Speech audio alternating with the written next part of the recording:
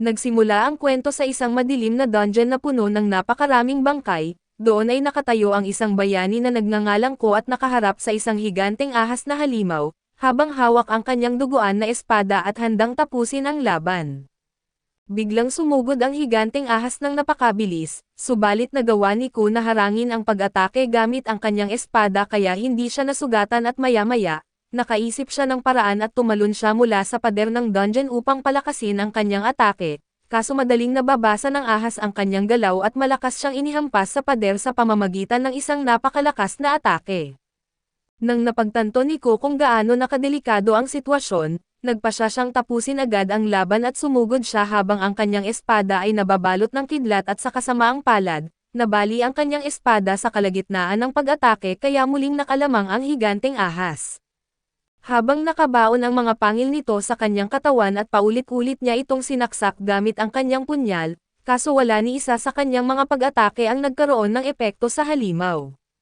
Pagkatapos ay malakas siyang inihampas ng ahas sa lupa at dahan-dahan na nilamon ang kanyang katawan habang sumisigaw siya sa matinding sakit, nang kalahati na ng kanyang katawan ang nalunok, saglit siyang tinitigan ng ahas bago ito naghanda sa huling kagat.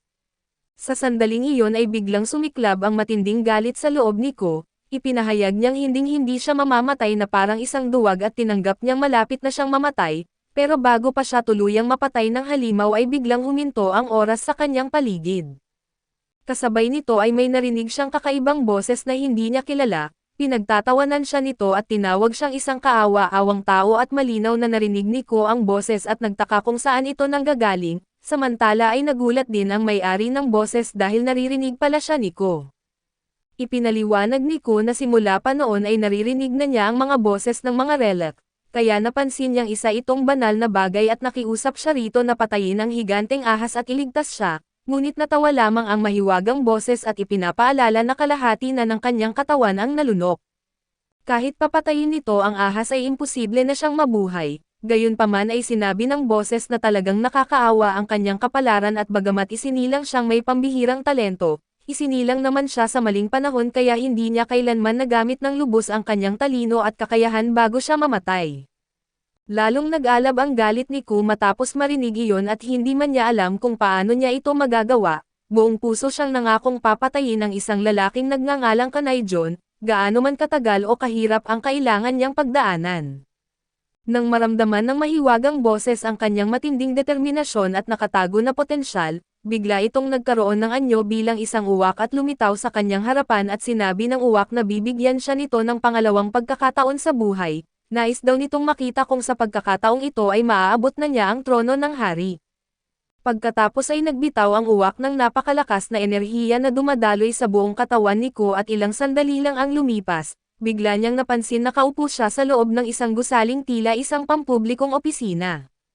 Lubos na nabigla si Ko nang mapansin na ganap ng gumaling ang kanyang mga binti, pero mas lalo siyang nagulat nang napagtanto niyang nasa loob siya ng isang istasyon ng pulis nang wala siyang anumang alaala kung paano siya napunta roon. Lumapit ang isang pulis at sinabing may isinasagawa silang investigasyon bago tinanong ang kanyang pangalan. Nanatiling tahimik si Ko dahil abala siya sa pag-iisip kung ang mahiwagang banal na uwak ba ang dahilan kung bakit muli siyang nabuhay. Maya-maya ay narinig niyang nag-uusap ang dalawang pulis tungkol sa pagsisimula ng taong 2025 at dahil dito, labis siyang nabigla at ang taong iyon ay eksaktong 15 taon bago ang panahon na kanyang pinanggalingan, unti-unti niyang napagtanto na naibalik siya 15 taon sa nakaraan. Lumapit muli ang pulis upang pagsabihan siya dahil hindi siya sumasagot, pero pakiramdam ni Ko ay nakita na niya ang babaeng iyon noon at naalala niyang ito ang ina ng isang lalaking nagngangalang Yo, ang binatang may kayumangging buhok na nakaupo rin sa malapit at nasa istasyon sila ng pulis dahil nahuli silang nag-away. Naalala ni Ko kung paano niya hinarap ang parehong sitwasyon 15 taon na ang nakalipas. Noon ay pinagbabayad siya ng napakalaking halaga bilang danyos at dahil wala siyang kahit anong pera, lumuluhod na lamang siya at humingi ng tawad. Napansin ng ina niyo na hindi man lang siya nakikinig kaya sinubukan niya siyang masampal, subalit mabilis na hinawakan ni Ko ang kanyang kamay at itinaas ang boses, ipinahayag niyang ang anak nito ang unang nagsimula ng gulo at sobra-sobra ang halagang hinihingi nilang kabayaran. Hindi nagustuhan ni Yu ang paraan ng pakikipag-usap ni Ko sa kanyang ina kaya agad niya itong sinuntok, Ngunit madaling naiwasan ni Ko ang suntok at mabilis siyang ibinagsak sa sahig at saglit siyang nagulat dahil napansin niyang mas magaan ang kanyang katawan kaysa sa inaasahan niya.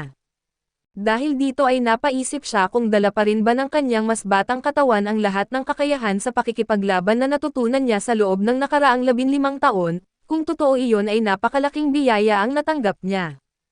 Sa huli ay nakulong si Ku sa isang detention cell dahil sa pagiging marahas at habang naroon, lalo lamang siyang nainis sa walang tigil na reklamo ng ina ni Yu sa malapit, gayunpaman ay alam niyang hindi rin magtatagal ang lahat ng iyon. Noong taong 2025 ay sunod-sunod na malalakas na lindol ang tumama sa iba't ibang bahagi ng mundo, kasabay nito ay bigla ring lumitaw ang maraming sinaunang libingan. Sa mga sinaunang libingang iyon ay natagpuan ang mga relic na matagal nang binabanggit sa mga alamat, mito at mga lumang kwentong bayan at lumabas na ang mga kwentong ipinasa sa iba't ibang henerasyon ay totoo pala, at ang sinumang makakuha ng mga relic na ito ay magkakaroon ng iba't ibang pambihirang kakayahan. Dahil dito ay nagsimula ang lahat na maghanap ng mga relic. Isa rin si Ku sa mga nakisali sa paghahanap at kalaunan ay natagpuan niya ang tinatawag na Archaeologist relic at noong panahong iyon, naniwala siyang kapag nakuha niya ang kaalaman mula sa libingan at ang mga relic nito, matatapos na ang kanyang miserable na buhay at makakapagsimula siya ng panibagong buhay. Ngunit doon din nagsimula ang tunay na bangungot at nagsimula ang lahat kay Mr. Kwon, ang pinakamakapangyarihang presidente sa buong lungsod at maraming tao na nakakuha ng mga relic ang gumawa ng paraan, upang walang ibang makapaghukay at makakuha pa ng iba pang relic. Sa kabutihang palad, kinilala ni Mr. Kwon ang likas na talento ni Ku sa paghahanap ng mga relic kaya personal niya itong kinuha bilang tauhan at mula noon, napilitan si Ku na gawin ang lahat ng maruruming utos ni Mr. Kwon at tinanggap niya ang bansag na aso ng presidente at tinitiis ang lahat ng pang-iinsaltong kaakibat nito. Habang nakaupo sa loob ng detention cell, napagtanto ni Ku na ilang panahon na lamang at muling lilito ang mga relic at kapag nangyari iyon, muling babagsak sa kaguluhan ang buong mundo at alam niyang mas malakas na siya ngayon kaysa dati, ngunit batid din niyang hindi sapat ang lakas lamang. Kailangan niyang makapag-ipon agad ng puhunan upang makapagsimula ng paghuhukay ng mga libingan sa lalong madaling panahon. Ang problema ay hindi pa niya alam kung paano siya makakakuha ng pera at bigla na lamang lumitaw ang isang kumikislap na linya ng teksto sa kanyang harapan. Sa una ay inakala niyang nawawala na siya sa katinoan, ngunit agad niyang naisip na gawa ito ng isang relic at tumayo siya at sinubukan na tawagin ang mahiwagang uwak na nagbalik sa kanya sa buhay at sa halip, isang status screen ang lumitaw sa kanyang harapan. Nakasaad dito na ang bago niyang misyon ay gisingin ang 4 na talento ng isang Tomb Raider. Bagay na lubos niyang ikinagulat at may isang gwardyang dumaan sa harap niya pero hindi nito nakita ang status screen, dahil dito ay napagtanto ni Ku na siya lang ang nakakakita nito. Napansin din niyang kaya na niyang makita ang mga bagay sa loob ng isang metrong saklaw sa kanyang paligid. Dati ay kakayahan ito ng Archaeologist relic ngunit dahil wala na sa kanya ang relic na iyon, nagtaka siya kung bakit nananatili pa rin ang kakayahang iyon. Mas pinagmasdan niya ang kanyang status screen at nakita niyang na-unlock na niya ang isa sa 4 na talento, ibig sabihin 3 pa ang kailangan niyang makuha at kahit paano ay nakahinga siya ng maluwag dahil mayroon pa rin siyang maliit na kalamangan, pero hindi pa rin niya maintindihan kung bakit ginagawa ng relic na iyon ang lahat ng ito para sa kanya. Makalipas ang ilang sandali ay dumating si Detective Kim upang piyansahan si Ko at paglabas nila, sinabi ni Detective Kim na malas lang talaga si Ko dahil si Yu ay kilala na sa madalas na pagsisimula ng gulo at pakikipag-away. Habang tumatawa si Detective Kim tungkol sa nangyari, tahimik namang naalala ni Ko na ito lamang ang taong nanatili sa kanyang tabi noong wala na siyang kahit ano at habang magkasama silang naglalakad pauwi, tinanong ni Ko si Detective Kim kung may napapansin ba itong kakaibang mga pangyayari nitong mga nakaraang araw. Batay sa nalilito na reaksyon ni Kim ay agad niyang napagtanto na wala pang mga relic sa panahong ito, pagkatapos nilang maghiwalay ay naglakad mag-isa si Ko at napagtanto niyang ito mismo ang panahon kung kailan nagsisimula pa lamang lumitaw ang mga sinaunang libingan at wala pang sino man ang nagtataglay ng mga relic.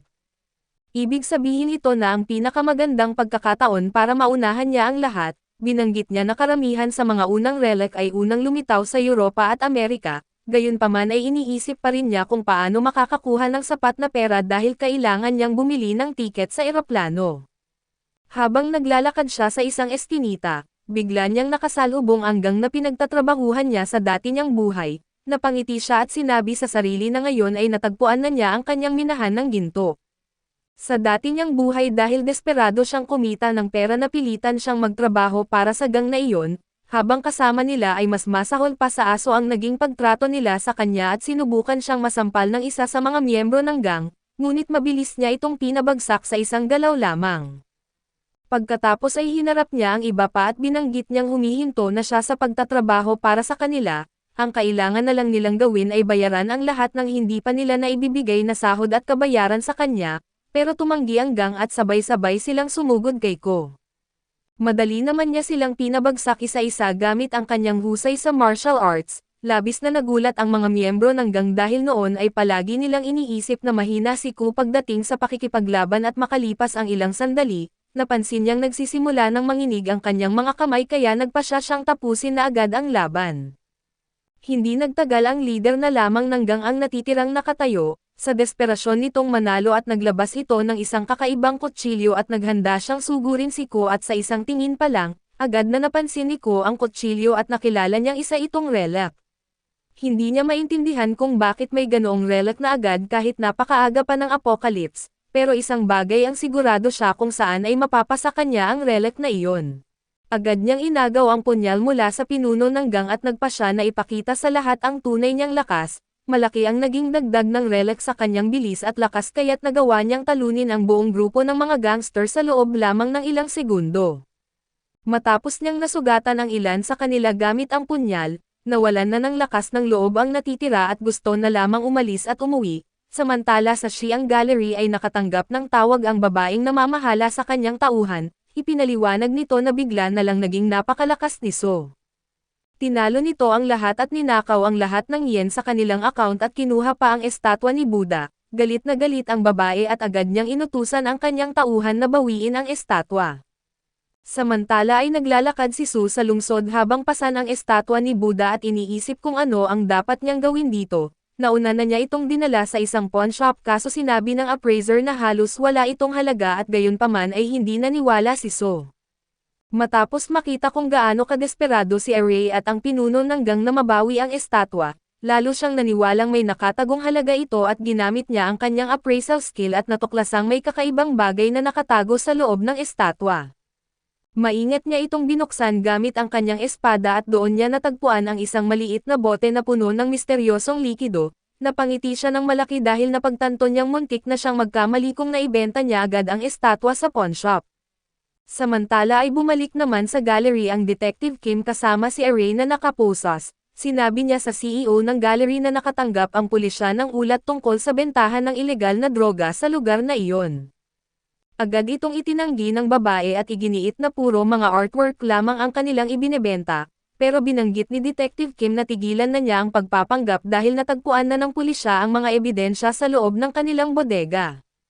Nagulat ang babae dahil alam pa ng pulisya ang tungkol sa lihim nilang bodega, kaso mabilis siyang kumalma dahil naniniwala siyang walang dapat ipag-alala at sigurado siyang lahat ng silid sa loob ay protektado ng password. Bigla namang nagsalita ang isa sa mga pulis sa walkie-talkie ni Detective Kim at iniulat na nahalughog na nila ang lahat ng silid sa bodega at nakumpiska ang napakaraming ilegal na droga. Tuluyang nagulat ang babae at sigurado siyang nakalock ang lahat ng silid gamit ang password kaya hindi niya maintindihan kung paano nakapasok ang mga pulis. Bago siya tuluyang arestuhin ay inilapit ni Detective Kim ang kanyang telepono sa kanyang tainga at sa kabilang linya ay si Su, na nagsabing napakabobo niyang hindi man lang binabago ang mga password paminsan-minsan.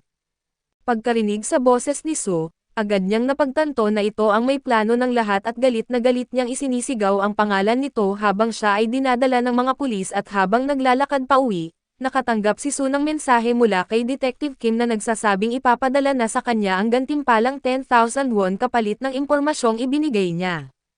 Dahil mayroon na siyang panimulang puhunan at nagpasya si Su na umuwi muna, matulog at maghanda para sa susunod na araw dahil doon pa lamang magsisimula ang paghahanap sa mga libingan. Pero pagdating niya ay isang malaking sorpresa ang bumungad sa kanya, isang misteryosong libingan ang biglang lumitaw sa mismong lugar kung saan dating nakatayo ang kanyang bahay at maingat siyang lumapit at narinig niya ang isang ahente ng CIA na si Linda na may kausap.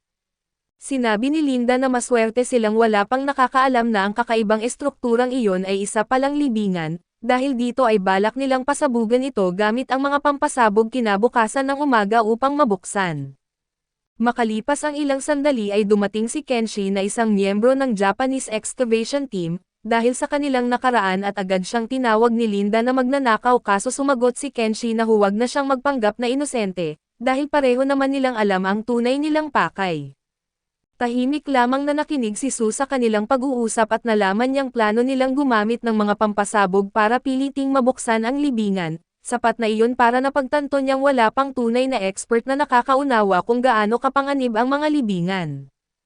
Para kay Sue ay magandang balita iyon dahil ibig sabihin, siya ang may pinakamaraming karanasan sa lugar na iyon at biglang nagsimulang kumalat sa lupa ang mga kakaibang pulang marka. Agad niyang nakilala ang mga ito bilang tomb glyphs at ang mga sinaunang simbolong ito ay naglalaman ng mahahalagang impormasyon tungkol sa libingan. Ang sinumang marunong bumabasa nito ay madaling malalaman kung saan nakatago ang pasukan at kung saan nakalagay ang mga bitag bago pa man pumasok sa loob. Habang maingat niyang pinag-aaralan ang mga glyph at biglang nag-activate ang kanyang system, lumitaw ang isang notification na nagsasabing nakakuha siya ng linguistic skill at malaki ang naitulong ng bagong skill na ito dahil lubos nitong pinahusay ang kanyang kakayahang umunawa ng iba't ibang wika. Dahil dito ay naging madali na niyang basahin ang mga kakaibang simbolo, matapos suriin ang mga inskripsyon ng ilang sandali ay mabilis niyang natukoy ang lokasyon ng lihim na pasukan, wala siyang inaksayang oras at agad niya itong binuksan gamit ang kanyang espada.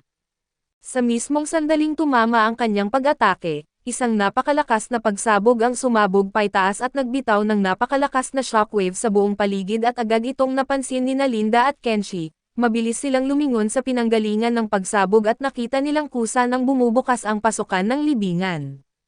Natakot silang mawalan ng pagkakataon kung muli itong magsasara kaya mabilis silang tumakbo at tumalon papasok. Samantala ay kalmado lamang na nagpatuloy si Sue sa paglalakad sa kailaliman ng libingan. Makalipas ang ilang sandali, narating niya ang isang misteryosong lawa na agad niyang nakilala dahil sa mga alaala mula sa kanyang hinaharap, alam na alam niya kung ano ang nakatago sa ilalim ng tubig. Kapag naghagis ng isang relic sa lawa at magising ang higanteng ahas na natutulog doon sa loob ng napakaraming taon, hindi na siya nag-atubili at inihagis niya ang kanyang espada sa tubig at biglang nagsimulang umaalon ng malakas ang dating tahimik na lawa. Makalipas ang ilang sandali, dahan-dahan na lumitaw mula sa ilalim ng tubig ang napakalaking ahas at iminulat ang mga mata nito matapos ang napakahabang pagkakatulog. Pagkatapos ay sinalubong nito ang bagong bisita bago dahan-dahan na ibinubuka ang napakalaki nitong bibig.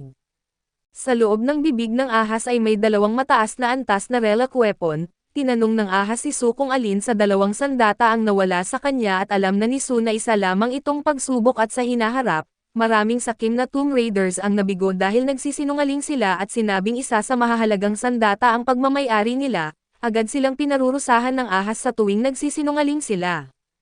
Dahil naaalala niya ang aral na iyon, mahinahon na sumagot si Sue na wala sa dalawang sandata ang pag-aari niya at natuwa ang ahas sa kanyang katapatan. Pinuri siya nito bago ibinalik ang kanyang tunay na punyal. Mukhang nangyayari ang lahat ayon sa plano ni Sue at magalang niyang tinanong ang ahas kung maaari niyang tingnang mabuti ang kanyang sandata, dahil dito ay panandali ang bumababa ang bantay ng ahas at sa halip na tanggapin lamang ang gantimpala, biglang umatake si Sue at agad niyang nabawi ang kanyang espada at walang babala na hinihiwa ang ahas. Napasigaw sa sakit ang higanteng ahas at tinanong siya kung bakit niya ito inatake kahit matagumpay naman niyang naipasa ang pagsubok. Walang pag-alinlangang sumagot si Sue at ipinaliwanag niyang wala siyang tiwala sa mga relic. Ang pagpapasa sa pagsubok ng isang relic ay hindi nangangahulugang makakatanggap ka ng patas na gantimpala, palaging may posibilidad na may iba itong balak. Naalala pa niya ang kwento ng isang Tomb Raider na matagumpay na naipasa ang pagsubok ng isang relic. Pero kalaunan ay nabaliw at naging isang serial killer at matapos marinig ang mga kwentong iyon, wala siyang balak magsugal ng kahit kaunting panganib. Kung may kahit maliit na posibilidad na pagtataksilan siya ng ahas, mas mabuti nang alisin niya agad ang banta at nagalit ang ahas at mabilis na sumugod sa kanya, agad namang tumalon si Sue ng mataas at malalim na isinaksak ang kanyang espada sa katawan ng ahas. Muling umalangaw-ngaw ang malakas na sigaw ng ahas sa buong silid at kahit malubha ang sugat nito, tumanggi pa rin itong bumagsak at alam ni Sue na hindi sapat ang mga karaniwang pag-atake, kaya agad niyang ginamit ang domination technique. Isang napakalakas na enerhiya ang dumaloy mula sa kanyang katawan patungo sa ahas. Muling napasigaw ang nilalang habang unti-unting sinasakop ng teknik ang kanyang kalooban at ang domination ay isang espesyal na kakayahan na nagbibigay daan sa gumagamit na pilitin ang isang relic na sumunod sa kanyang mga utos. Kabaligtaran ito ng affinity na nagpapahintulot sa isang tao na kontrolin ang relic sa pamamagitan ng unti-unting pagbuo ng tiwala, gayunpaman ay hindi rin itinuturing na perpekto ang dalawang paraang iyon.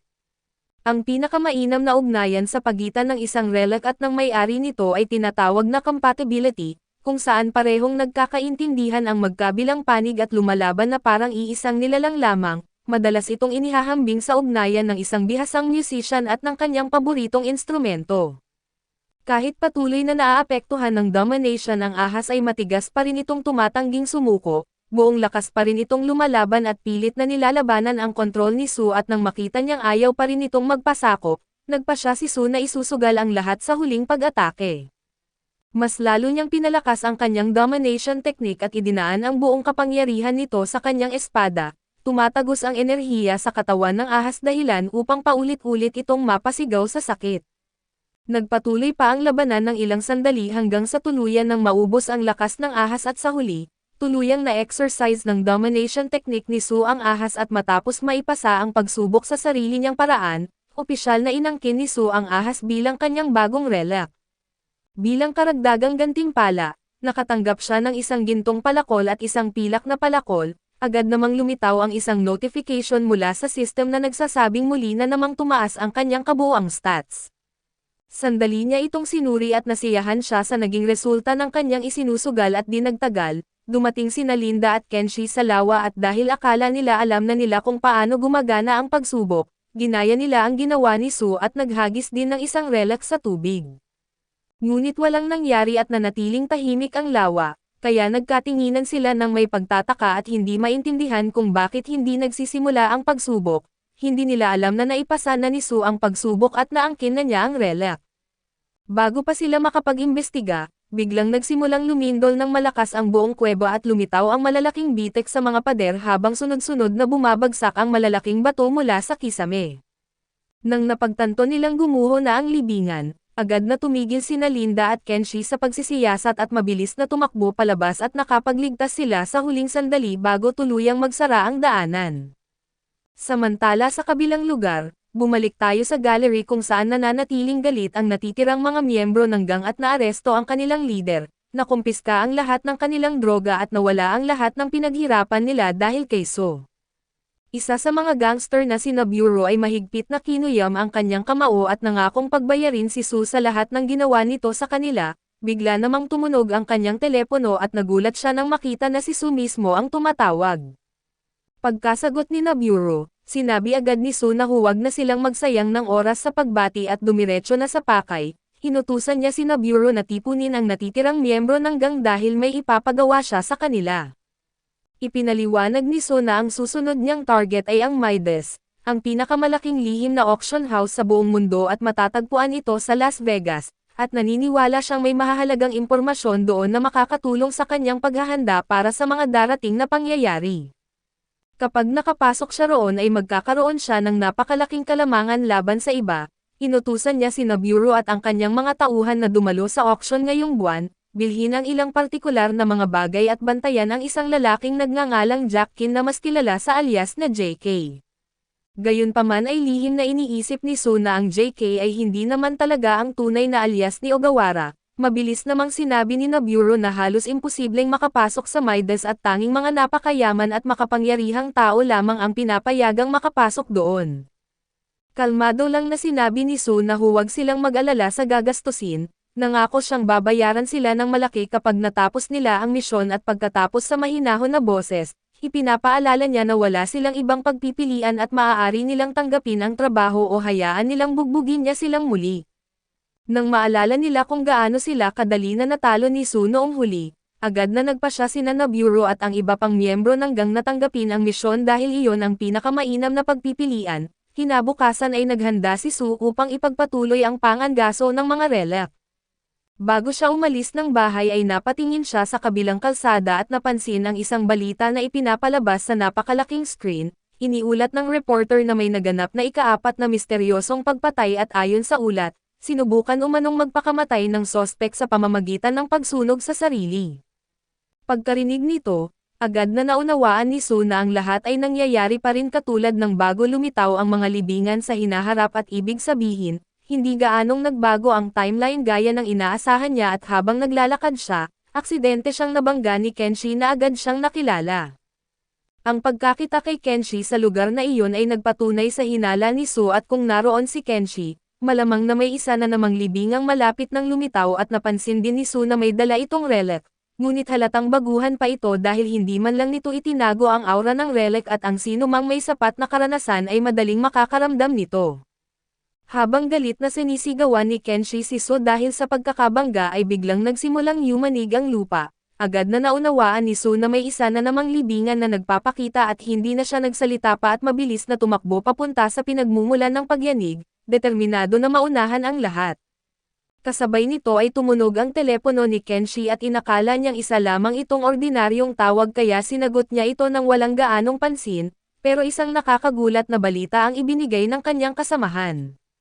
Namataan na raw ang lalaking Koreano na may hawak ng gintong palakol at pilak na palakol, sa sandaling marinig iyon ni Kenshi ay biglang nagdugtong-dugtong ang lahat at sa wakas ay napagtanto niya na si Sue ang misteryosong lalaking tinutukoy ng hula mula pa noong simula. Ilang sandali lang ay lumitaw ang libingan at bigla ang nagsiliparan ang napakaraming sword at nakita ng lahat ang daan-daang katana na nakabaon sa lupa. Sinabi niya na nakakaramdam siya ng napakasama na aura at ipinaliwanag niyang ang libingang iyon ay pag-aari ng Muramasa. Ayon sa kanya noong panahon ng medieval Japan, ang angkan ng Muramasa ay mga bantog na panday ng espada na kilala sa paggawa ng pinakamahusay na mga katana. Ngunit sa huli lahat ng kanilang mga inapo ay namatay matapos masaksak ng sarili nilang mga espada. Dahil dito, nakilala ang Muramasa bilang isang isinumpang espada na nagpuksa sa buong angkan at dagdag pa niya, ang partikular na libingang ito ay lubhang mapanganib sa mga tao at biglang nagbabala ang sistema kay Sue na may masama na aura na pumapasok sa kanyang katawan, at nagsimulang magliyab ang kanyang balat. Dahil dito ay agad siyang nagmadaling hanapin ang Muramasa. Kaso napakalaki na ng libingan kaya nahirapan siyang mahanap ito at maging ang kanyang golden axe ay hindi matukoy ang eksaktong lokasyon ng espada. Napaisip si Sue na malamang alam na ni Kiyoshi kung nasaan ang Muramasa kaya nagpasya siyang hanapin ito at habang naghahanap, nakarinig siya ng sigaw at nakita niya sa loob ng isang malalim na hukay ang isang babaeng sinaniban habang may hawak na kutsilyo.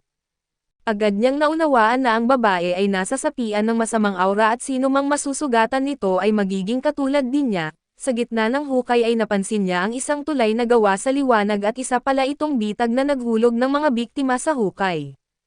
Tinanong niya ang mga taong nasa loob kung nahulog sila dahil sa isang lalaking Hapon at sumagot ang isa na oo. Ikinwento nitong kumanta ito ng isang kakaibang awit at saka biglang lumitaw ang hukay at itinulak silang lahat papasok. Natuwa si Sue nang malaman na kamakailan lang ay dumaan doon si Kiyoshi at inilabas niya ang relikyang ninakaw niya rito, isang pulse Ares at isang rice cake at ang relikyang ito ay mula sa alamat ng araw at buwan kung saan sinubukan na kainin ng isang tigre ang mga rice cake na ibinebenta ng isang ina, habang sa kabilang kwento ay may lubod na bumababa mula sa langit upang iligtas ang magkapatid na babae. Dahil sa relikyang iyon ay nakuha ni Sue ang titulong Astot Dexterity at natanggap din niya ang kanyang huling kakayahan na F-rank Dexterity, sa wakas ay natapos niya ang misyon na makuha ang 4 niyang kakayahan, gayunpaman ay matatanggap lamang niya ang gantimpala kapag nakalabas na siya ng libingan.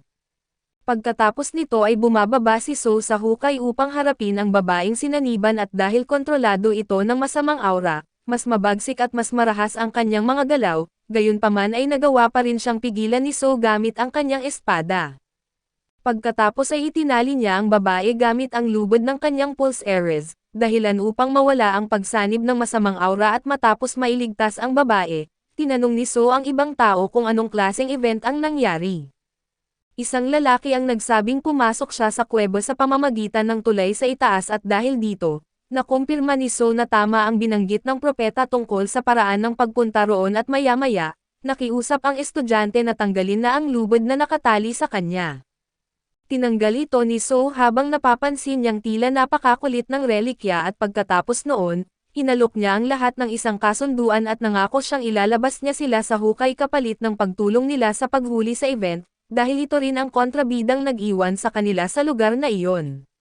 Samantala, sa wakas ay natagpuan ng archaeologist ang libingan at agad siyang bumaba upang hanapin ang Muramasa, kaso kahit matagal siyang naghanap ay wala pa rin siyang makita at habang naiinis siya, biglang dumating ang galit na mga tao. Hinawakan siya ng isa at ibinagsak sa lupa, saka siya pinagtulungan at pinagsisipan ng iba at habang nakahandusay siya, nakita niyang nakatingin si So sa kanya nang may pangungot siya at tinanong niya kung si So ba ang may kagagawan ng lahat ng ito, ngunit natawa lang si So, hindi dahil sa tanong kundi dahil nabigo itong makita ang relikya. Itinaas ni So ang kanyang palakol at inutusan itong hanapin ang Muramasa at makalipas ang ilang segundo, natukoy niya ang lokasyon ng katana at agad niyang ginamit ang kanyang kakayahan upang hilahin ito papunta sa kanya. Pagkahawak pa lang niya sa Muramasa, nagsalita ang relikya at binati siya sa matagumpay na paghahanap dito at pagkatapos ay inutusan siya nitong kumuha ng dugo ng 10 tao upang maibalik ang tunay nitong anyo. Kung hindi niya ito gagawin ay ikukulong daw nito silang lahat sa loob ng libingan. Mariing tumanggi si So at hinawakan niya ang katana gamit ang dalawang kamay at ipinahayag niyang ipapakita niya rito kung ano ang tunay na kontrol, pagkatapos ay pinilit niyang pasunurin ang Muramasa at inutusan itong higupin ang lahat ng mga kopya nito. Agad na hinihigop ng Muramasa ang enerhiya ng bawat espada hanggang sa tuluyan nitong mabuo ang tunay nitong anyo. Matapos ang lahat ay ligtas na nailikas ang mga sibilyan at kabilang sa kanila ang archaeologist na balak sanang tumakas, ngunit agad siyang pinigilan ni So. Sinubukan ng archaeologist na kumbensihin si So na palayain siya kapalit ng mataas na posisyon at suporta ng TKBM, nang marinig iyon ay naunawaan na ni So ang buong katotohanan at sinipa niya ito ng tuhod sa sikmura, nagpaalam at iginiit na bahala na ito sa kapalaran nito. Pagkatapos noon ay iniutos niyang isasara ang libingan at nang tuluyang gumuho ito, naiwan si Kiyoshi na nakabaon sa ilalim ng mga guho at kinagabihan ay isang malakas na lindol at ang biglaang paglitaw ng mga misteryosong katana ang nagdulot ng alarma sa buong South Korea, dahil dito ay humingi ng paliwanag ang kanilang pamahalaan sa Japan. Samantala ay natuklasan ng gobyerno ng Japan na nagsisimula ng magising ang iba't ibang libingan. Inutusan nila ang pinuno ng excavation team na si Hiroyuki Mori na hanapin si So gamit ang relikyang Chronicle of the Future, dahil dati itong nakipag-ugnayan kay Kiyoshi. Sa kabilang banda ay napansin ni So na ang sapilitang pagpapasunod niya sa Muramasa ay nag-iwan ng malulubhang pinsala sa kanyang katawan, dahil dito ay binigyan siya ng sistema ng dalawang pagpipilian at ang Path of Domination o ang Path of Affinity, gaya ng kanyang nakasanayan ay pinili niya ang landas ng dominasyon. Akala niya ay wala siyang matatanggap na gantimpala, ngunit maya-maya ay nakakita siya ng isang kakaibang tableta sa kanyang bulsa at matapos mag-isip sandali, kinain niya ito at agad na nagsimulang gumaling ang kanyang mga sugat at na-unlock niya ang kakayahang resistance, na nagbibigay sa kanya ng kakayahang tiisin ang lason ng mga relikya. Ngunit matapos noon ay nagbabala ang sistema na may isang S-rank relic na kasalukuyang binabasa ang kanyang hinaharap. Ang relikyang iyon ay ang Chronicle of the Future na isang aklat na pinili bilang may-ari at ito si Yok Sasaki, isang dalagang nasa ilalim ng proteksyon ng pamahalaan ng Japan. Bagamat tila napakapalad ni Yok Sasaki, ang totoo ay hindi niya nauunawaan ang mga sinaunang hula na kailangan niyang basahin at doon ay nagbago ang lahat ng habang nagsasagawa siya ng isang prediksyon, nakita niyang malapit na siyang mamatay. Kasabay nito ay tahimik na dumating si So sa restaurant kung saan nagtatrabaho si Sasaki, samantala ay naghanda ang mga sundalo ng isang ambush upang patayin siya, ngunit nang makita ni Sasaki si So ng harapan, agad siyang nahulog ang loob dito. Samantala ay nakumpirma naman ni So na si Sasaki nga ang may-ari ng relikya, nang maramdaman niya ang napakalakas na aura na nagmumula rito at agad niyang hinawakan ang kanyang katana. Napansin ito ng mga sundalo sa pamamagitan ng mga surveillance camera kaya agad silang inutusang pumasok. Papasok na sana ang 3 sundalo pero bigla na lamang nagsara ang pinto at sa sandaling iyon, si Sasaki na halatang nahuhumaling na kay So ay nahihiyang nagtanong kung maaari ba siyang maging fan nito, maging si So ay natigilan sa kakaibang tanong na iyon kaso nang makita niya ang inosenteng ugali ng dalaga, nanatili lamang siyang nakatingin dito. Upang hindi sila marinig ng iba, inilabas ni Sasaki ang kanyang cellphone at nag-type ng mensahe at tinanong niya si So kung mayroon ba itong crush at napupuno ng emojis ang mensahe kaya napaisip pa si So kung sariling wika ba talaga niya ang binabasa. Pero dahil kitang-kita niyang masayang-masaya si Sasaki, pinagbigyan na rin niya ito at sinagot ang mga tanong nito. Dahil dito ay matagal silang nagkausap sa pamamagitan ng chat, samantala ang mga taong nasa labas ay humihingi na ng karagdagang utos mula sa headquarters subalit bigla na lamang sumabog ang silid, na nagdulot ng makapal na usok at sinamantala ni So ang pagkakataon upang itali ang mga sundalo. Pagkatapos noon ay ligtas niyang isinama si Sasaki upang makapag-usap silang dalawa ng private. Habang naglalakad sila sa kalsada ay ipinahayag ni Yuka na hindi siya makapaniwalang balak talaga siyang isama ng mga sundalo sa mismong battlefield. Sumang-ayon din siya na nakakainis dahil palagi siyang binabantayan saan man siya magpunta. Ngumiti lang si So at marahan na tinapik ang ulo niya at nagbiro na baka panahon ng bigyan ng problema ang mga taong iyon. Habang magkasama silang naglalakad, unti-unting napagtanto ni Yuka na hindi pala si So ang masamang tao na sinasabi ng lahat at sa lahat ng nakita niya, naniniwala siyang hindi ito kayang manakit ng inosenteng tao. Dahil akala niya ay hindi alam ni So ang tunay niyang pagkatao, naisip niyang basahin ng palihim ang kinabukasan nito subalit bigla niyang naalala na naiwan niya sa bahay ang Book of Prophecies. Pagdating nila sa isang tahimik na lugar na walang ibang tao ay biglang itinutok ni So ang espada nito sa leeg ni Yuka. Pagkatapos ay tinapakan niya at dinurog ang cellphone nito bago kalmado na sinabi na alam na niyang si Yuka ang may hawak ng Book of Prophecies, dahil dito ay labis na natakot si Yuka at doon niya napagtanto na alam na pala ni So ang tunay niyang pagkatao mula pa sa simula. Makalipas ang ilang sandali ay umupo silang dalawa sa isang malapit na bar, inilapag ni So ang isang kwaderno sa mesa at inutusan si Yuka na isulat ang bawat hula na makikita niya sa Book of Prophecies. Sinubukan ni Yuka na ipaliwanag na hindi niya iyon magagawa dahil naiwan ang libro sa bahay.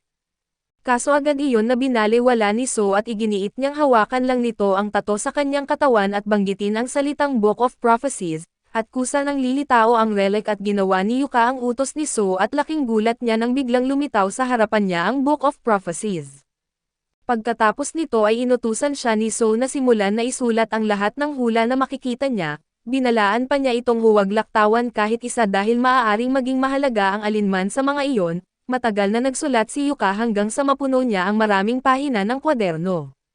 Maya-maya ay ibinaba niya ang ballpen at ipinahayag na hindi na niya kaya dahil sobrang sakit na ng kanyang kamay. Inalok pa niya si So na ibigay na lang ang Book of Prophecies kapalit ng kanyang kalayaan subalit agad itong tinanggihan ni So. Ipinaliwanag niyang kung ganoon lang kadali na kunin ang libro ay matagal na niya sana itong ginawa.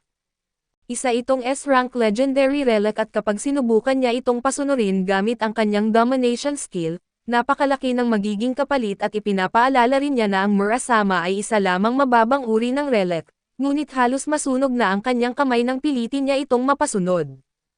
Kung gagamitin niya ang domination sa isang S-rank relic tulad ng Book of Prophecies, siguradong sapat ang magiging epekto para mapatay siya agad makalipas ang ilang sandali. Tumayo si So at hinugot ang kanyang espada.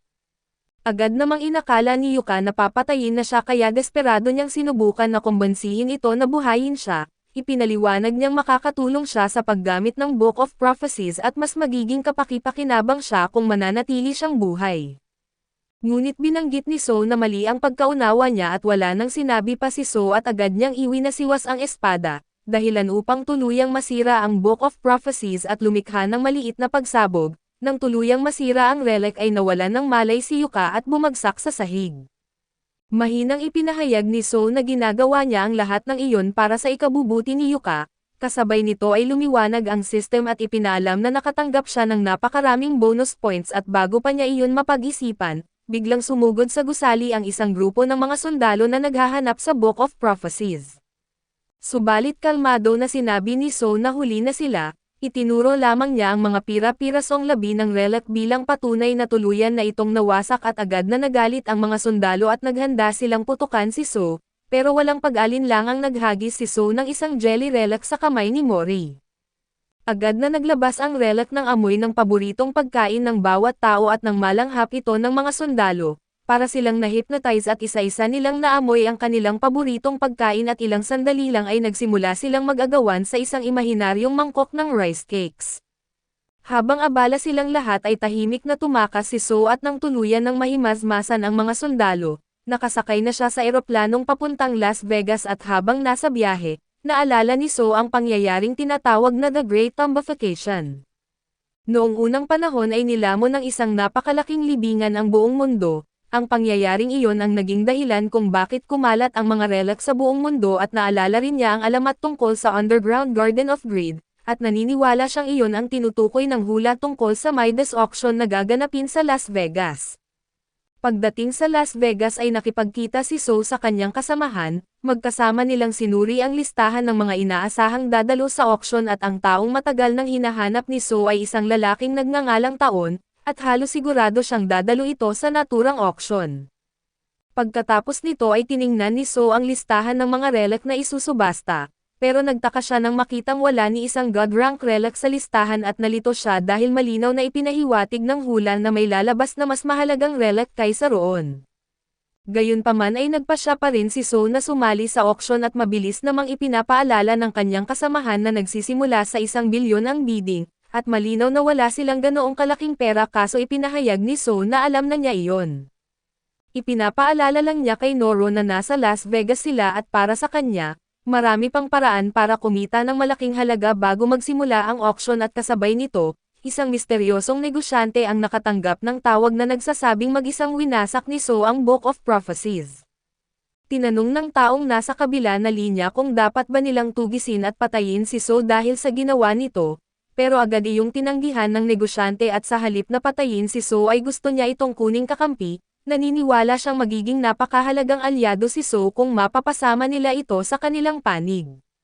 Samantala ay nakapasok na si So sa isa sa mga kasino sa Las Vegas, hindi nagtagal ay nakalikom si So ng napakalaking grupo ng mga tao matapos siyang sunod-sunod na manalo ng jackpot at dahil sa hindi nakakapaniwalang sunod-sunod niyang panalo, mabilis siyang napansin ng mga empleyado ng kasino at nagsimula silang maghinala na baka nandaraya siya. Dahil dito ay pinigilan nila si So at masusing siniyasat ang lahat ng kanyang gamit upang maghanap ng anumang nakakahinala, kaso ang tanging kakaibang bagay na nakita nila ay isang ordinaryong keychain at ang hindi nila alam, ang keychain na iyon ay ang golden axe ni So na nag-anyong keychain. Palihim niya itong ginagamit upang buhayin ang kakayahan nitong magdala ng kayamanan, kaya tuloy-tuloy siyang nananalo ng jackpot nang hindi agad na paghihinalaan at makalipas ang ilang sandali, dumating sa kasino ang misteryosong negosyanteng nakita kanina.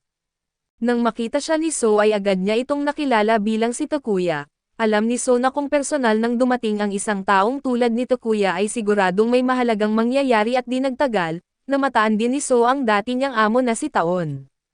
Nang magtagpo ang kanilang mga mata, biglang naging seryoso ang ekspresyon ni So habang nakatitig dito kaso dumaan lamang si Taon na parang walang nangyari dahil hindi pa sila opisyal na magkakilala sa panahong iyon, napangiti si So sa sarili at sigurado siyang bago matapos ang gabing iyon ay makukuha niya ang lahat ng mahahalagang relic na sulit ang halaga.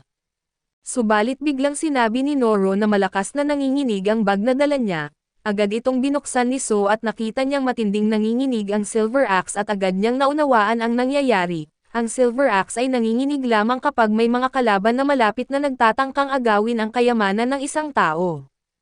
Ibig sabihin ay may mga mapanganib na tao sa paligid na tina-target na siya, mabilis na sinuri ni So ang buong kasino upang malaman kung saan nanggagaling ang banta kaso napansin niyang ang mga tao sa loob ng kasino ay bigla na lamang nagkakagulo dahil sa magkakaibang dahilan, dahil dito ay nagtaka siya kung ano talaga ang nangyayari.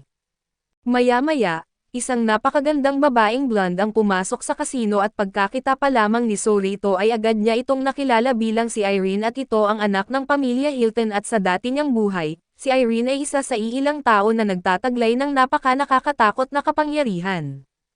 Kilala siya bilang Queen of Bankruptcy dahil ang sinumang lumalapit sa kanya ay palaging dinadatnan ng matinding kamalasan, nang maalala iyon ni So ay alam niyang ang pinakamatalinong gawin ay ang lumayo rito hanggat maaari.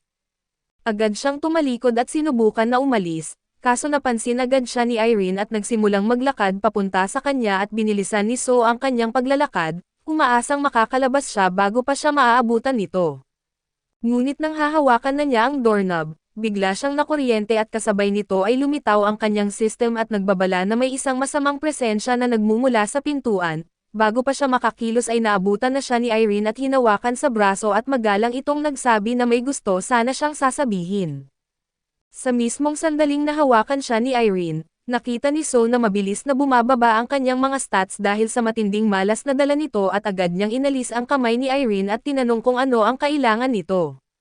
Tinanong siya ni Irene kung siya ba ang taong sunod-sunod na nanalo ng jackpot. Binanggit nitong matagal na niya itong pinagmamasdan at gusto niyang malaman ang sikreto sa likod ng pambihira nitong swerte at agad namang sinabi ni So na wala siyang alam tungkol doon, pero bago pa siya makapagsalita ng higit pa ay biglang sumingit sa usapan ang kanyang mga kasama.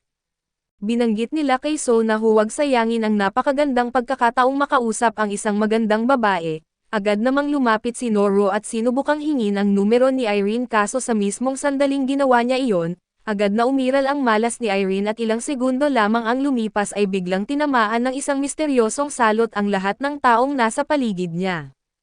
Agad na sinubukan ni So na tumakas bago pa siya tuluyang madamay sa kamalasan pero sa pagmamadali niya, bumangga siya sa nakasarang pinto at nang makitang wala nang matatakbuhan si So, lumapit si Irene at humingi ng paumanhin.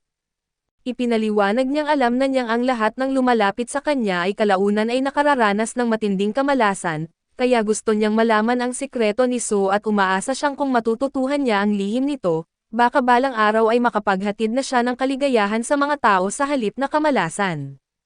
Tinitigan ni So ang inosenteng mga mata ni Irene at hindi siya makapaniwalang ito ang parehong taong nakilala niya sa dati niyang buhay. Noon ay isa itong malupit at walang awa at kinatatakutan ng lahat kaso ang mabait na babaeng nasa harapan niya ngayon ay ibang-iba sa Irene na kilala niya noon.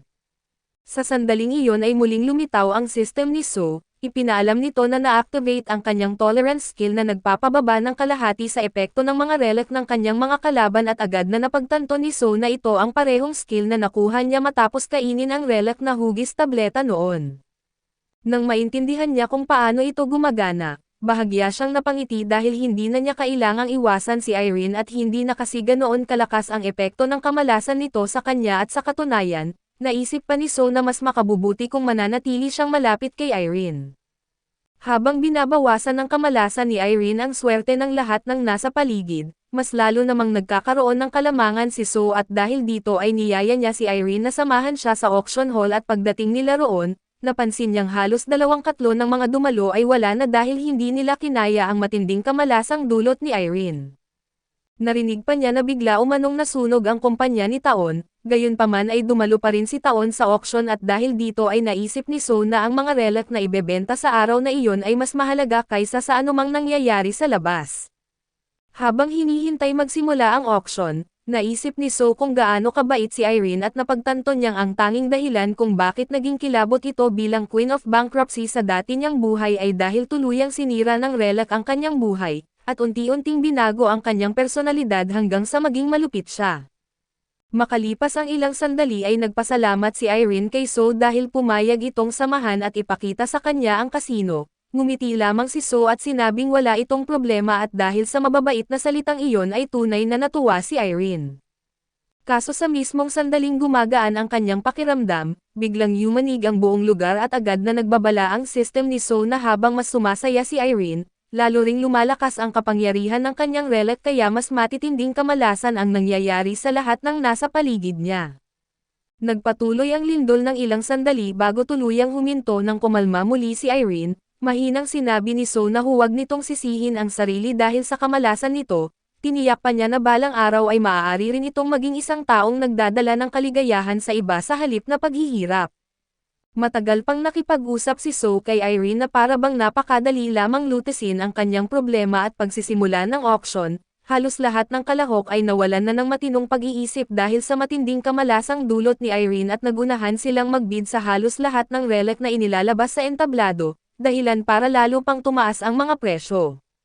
Gayunpaman ay napakalakas ng domination skill ni Taon, halos hindi siya naaapektuhan ng relic ni Irene kaya nagawa niyang manalo sa ilang mahahalagang bidding at sa tuwing nagpapakita si Taon ng interes sa isang relic na mukhang walang halaga, sinasadya naman ni So na taasan ang presyo ng bidding. Alam niyang hindi magsayang ng pera si Taon sa isang bagay kung wala itong nakatago na halaga. Makalipas ang ilang sandali ay nakuha ni So ang ilan sa mahahalagang relic na nasa kanyang listahan pero hanggang sa puntong iyon ay wala pa ring lumalabas na God rank relic na binanggit sa hula, kaya nagsimula siyang mag-isip kung nagkamali ba ang hula. Subalit biglang nagbago ang lahat at inanunsyo ng auctioneer ang isang espesyal na relic na tinatawag na Mysterious Almond Sapling. Sa sandaling marinig iyon ni So ay nanlaki ang kanyang mga mata sa gulat. agad niyang napagtanto na ang tinatawag na mysterious almond sapling ay walang iba kundi ang maalamat na Tree of Eternal Life.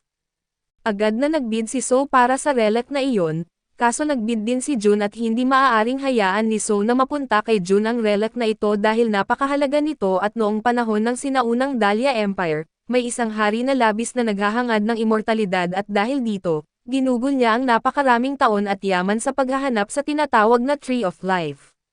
Bago bumalik si So sa nakaraan, malubhanang nasira ang kanyang katawan dahil sa lason ng isang relic. Ang tanging dahilan kung bakit siya nanatiling buhay noon ay ang bunga ng Tree of Life kaso si June ang nagbibigay sa kanya ng mga bungang iyon, kaya napilitan siyang gawin ang lahat ng maruruming utos nito kapalit ng prutas na nagpapanatili sa kanyang buhay. Hindi alam ni So na dito pala nakuha ni June ang Tree of Life kaso alam niyang kapag muli itong napunta sa kamay ni June, mauuwi siya sa parehong malupit na kapalaran na naranasan niya sa dati niyang buhay. Nagulat ang announcer sa sobrang sigla ni So at June sa pagbibid, sa pagkakaalam niya ang tanging epekto lamang ng punong iyon ay bilang isang aphrodisiac o pampalakas ng pagnanasa, maging si Irene ay nagulat din dahil hindi niya inaasahang magiging ganoon kasabik si So sa isang bagay na tulad nito. Ngunit wala nang pakialam si So kung ano ang isipin ng iba at ang mahalaga lang sa kanya ay makuha ang Tree of Life. Dahil sa matinding pagbibid ni So at June inakala ng iba pang bidder na napakahalaga ng puno kaya nagsimula na rin silang makikisali, dahilan para mabilis na umabot sa 10-10 milyon ang presyo nito. Hindi inaasahan ni So na aabot sa ganito ang sitwasyon at wala na siyang sapat na pera para magpatuloy sa pagbibid, kaso may lihim pa siyang alas at lumapit siya kay Irene at humingi ng maliit na pabor at makalipas ang ilang sandali, nang ibebenta na sana ang puno kay June biglang nagbid si Irene ng 100 million. Lubos itong ikinagulat ni June dahil hindi niya akalaing may ibang handang gumastos ng ganoong kalaking halaga para sa puno at tinataasan niya ito sa 150 million, kaso agad itong tinapatan ni Irene ng 200 million at nang magbid siya ng 220 million ay tinataasan naman ito ni Irene sa 300 million. Gustong-gusto pa sanang ipagpatuloy ni June ang pagbibid, kaso pinigilan siya ng kanyang tauhan at ipinapaalala nito na si Irene ang panganay na anak ng Houghton family, at mas malaki ang kayamanan ng kanilang pamilya kaysa kay June at dahil dito, si Irene ang tuluyang nanalo sa Tree of Life sa auction. Pagkatapos ng auction, nagtungo sina So at Irene sa front desk upang kunin ang kanilang mga napanalunang item at pinasalamatan ni So si Irene sa pagtulong sa kanya na makuha ang puno. Sinabi naman ni Irene na wala itong problema at kung kapalit naman nito ay matutulungan siya ni So sa kanyang problema sa malas, sulit na sulit ang perang ginastos niya. Pagkatapos ay tinanong niya si So kung paano nito balak pagandahin ang kanyang swerte, akala niya ay bibigyan siya nito ng agimat o anumang pampaswerte, kaso binanggit ni So na kabaligtaran ang mangyayari at si Irene mismo ang kailangang magbigay sa kanya ng isang bagay.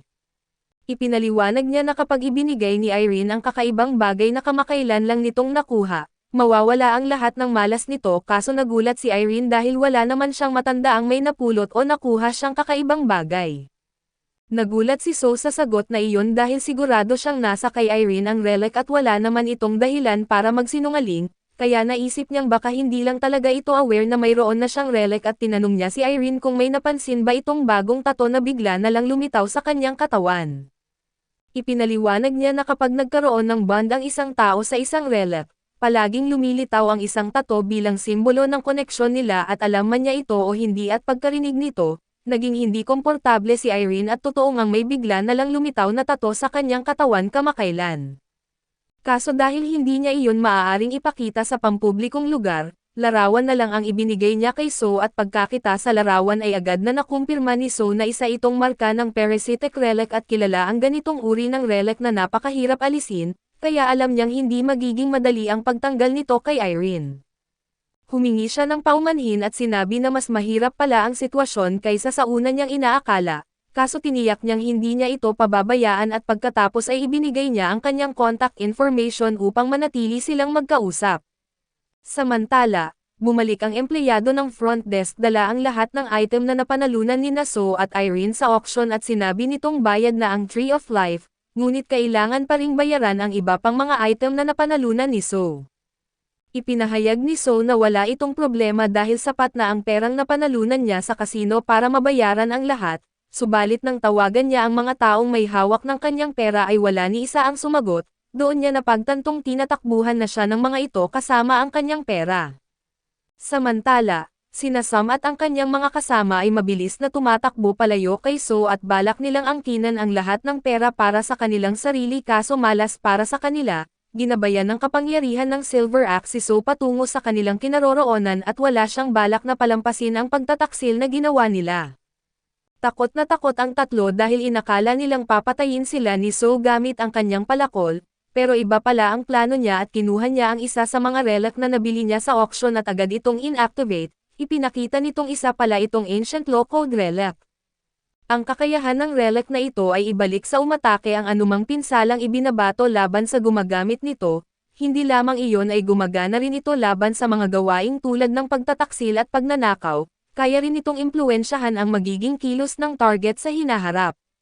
Matapos itali ni So ang tatlo gamit ang Law Code, wala muna itong agarang epekto pero kapag muli silang nagtangkang ipagkanulo siya, agad silang mapupunit at mamamatay sa mismong lugar at nakahinga ng maluwag ang tatlo dahil hindi sila papatayin ni So. Kaso naniwala rin silang seryoso ito sa sinabi nitong mapunit sila kapag muli silang nagtaksil, kaya nangako silang susunod na lamang sa lahat ng kanyang utos at pagbalik nila sa hotel, inutusan sila ni So na pitasin ang bunga ng Tree of Life at pagkatapos ay ibalik agad ito sa lagyanan. Napakapihikan ng Tree of Life dahil ayaw nitong magpahawak kay So nang subukan niya ito kanina, pero lumabas na si Sam na may mataas na affinity sa mga relic kaya pumayag ang puno na siya ang humawak dito at habang abala ang mga ito sa pag-aalaga sa puno, biglang nakatanggap si So ng tawag mula sa isang hindi kilalang numero. Agad niyang nakilala na si June ang tumatawag, alam niyang ang dahilan nito ay dahil nagsimula na itong mag-imbestiga tungkol sa kanya matapos niyang maagaw ang Tree of Life sa auction. Sinagot niya ang tawag at agad siyang inimbitahan ni June sa isang hapunan upang pag-usapan ang tungkol sa puno. Kaso diretsahang iginiit ni So na wala silang dapat pag-usapan dahil hindi niya ibibigay ang Tree of Life at pagkatapos sabihin iyon, agad niyang pinutol ang tawag at nainis si June dahil hindi siya makapaniwalang may tao na nang ahas na babastusin siya sa ganoong paraan. Pero nagsalita ang isa sa kanyang mga tauhan at sinabing siya na ang bahala. Sigurado raw siyang mababawi niya ang Tree of Life mula kay So at total ang akala niya ay isa lamang ordinaryong sibilyan si So, kaya kung pahihiraman siya ni June ng ilan sa mga relic ng kanilang kumpanya ay madali lang niyang matatapos ang misyon. Pagkalipas ng ilang araw, mag-isang nakaupo si So sa isang bar at kanina pa siya binalaan ng Silver Axe na may paparating na kalaban, pero nagulat siya dahil ang tagal bago tuluyang kumilos ang mga ito. Biglang may lumapit sa likuran ni So at si Ido pala iyon na ipinadala ni June para kunin ang Tree of Life. Sinubukan ni Ido na kausapin si So kaso sinasadya siyang ededma ni So para inisin siya at hindi nga nagtagal ay nainis si Ido dahil sa kawalan ng respeto. Sinigawan niya si So pero nagkunwari itong hindi siya nakita at siniko pa siya sa tiyan. Alam ni So na kahit magpanggap si Ido na isang kalmado at mahusay na tao, sa kaibuturan nito ay isa lamang siyang insecure na talunan kaya lalo niya itong inasar sa pagtawag dito na aso ni June, dahil doon ay tuluyan nang nawalan ng kontrol si Ido. Maya-maya ay nakatanggap si So ng notification na pansamantalang bumababa ang dominance ni Ido, dahil kinakailangan ang mataas na dominance para magamit ang mga high-grade relic, halos wala nang silbi ang relic na dala nito. Sa sobrang galit ay inilabas ni Ido ang isang bote ng buhangin at sinubukan na gamitin ito laban kay So, kaso labis siyang nagulat nang walang nangyari at di niya maintindihan kung bakit hindi gumagana ang relic.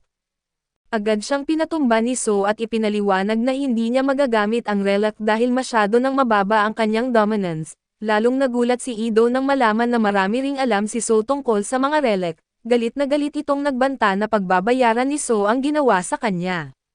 Pero hindi iyon pinansin ni So dahil mas interesado siyang angkinan ang bote ng buhangin, humanga ang relic sa napakataas na dominance ni So kaya sinabi nito na malaya na niya itong magagamit anumang oras, ngayong kinilala na siya ng relic bilang tunay nitong master ay agad itong ginamit ni So kay Ido. Sa isang iglap, naging parang zombie si Ido at naiwan na lamang itong gumagapang habang namimilipit sa sakit. Sigurado si So na hindi titigil si June sa paghabol sa kanya pagkatapos ng pangyayaring ito pero kahit papaano, alam niyang mapapabagal nito ang mga susunod na galaw ni June. Pagkalipas ng ilang araw, ipinatawag si Jun sa presinto upang sunduin si Ido matapos itong maaresto dahil ilang oras itong nagpakalat sa bar na parang isang zombie. Hindi makapaniwala si Jun na nabigo si Ido na mabawi ang Tree of Life mula kay So, subalit bago ang lahat, inutusan niya ang iba pa niyang tauhan na kunin ang sandglass mula kay Ido dahil napakahalaga ng relic na iyon. Kaso sinabi ng kanyang mga tauhan na nang maaresto si Ido, wala na sa kanya ang sandglass kaya sigurado silang si So ang kumuha nito at pagkarinig ni Jun nito, lalo siyang nagngit-ngit sa galit at agad niyang inutusan ang kanyang mga tauhan na tawagan ang isang lalaking nagngangalang Nomi, dahil kailangan na nilang baguhin ang kanilang plano kung gusto nilang mapabagsak si So. Samantala ay nakabalik na si So sa kanilang lugar at tuwang-tuwa siya sa naging resulta ng kanyang biyahe dahil napakarami niyang nakuha na mahahalagang relic. Kaso bago pa man siya makauwi ay hinarang siya ng legal representative ni Jun na si Masako. Hindi na ito ikinagulat ni So dahil inaasahan niyang darating din ang araw na haharap sa kanya si Masako. Binanggit nitong may gusto siyang pag-usapan kaya pumayag muna si So na pakinggan ito at umupo sila sa isang kafe sa loob ng airport. Inilabas ni Masako ang isang kontrata at ipinaliwanag na kinilala ni Jun ang talento ni So, dahil dito ay handa siyang alukan ng trabaho kapalit ng 100 million na signing bonus at napakataas na buwanang sahod na kung papayag siyang magtrabaho para sa kanya. 2 segundo lang pinag-isipan ni So ang alok bago niya ito tuluyang tanggihan at wala na siyang balak na magtrabaho muli para kay Jun kahit kailan. Sinabihan siya ni Masako na pag-isipan itong mabuti at kapag tinanggihan niya ang alok, maaaring si Jun na mismo ang sumunod sa kanya o sa mga taong mahalaga sa kanya.